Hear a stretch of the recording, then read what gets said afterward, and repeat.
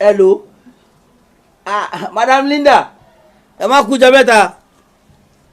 Mo ń pè wọ́n ló ṣe ń gbé. Ṣé máa ń já padà nígbà mìíràn kẹ́ a máa ń sọ àwọn ìbò fún máa ń sọ. Ó já ń sọ ìbò kan mi gbọ́ ohun tó ṣe àtúbọ̀ mo ń pè wọ́n o.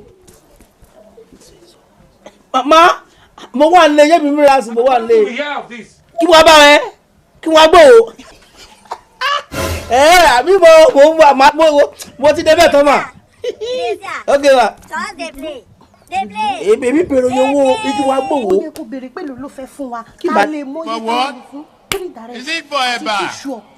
Is it for gari? Is it for beans? Ó bẹ ọmọ rẹ̀ ọ̀sọ́ ló ń jí ké kó bá tún bẹ́ẹ̀ mi rẹ̀ kó máa jí. Ó ń jí síbí.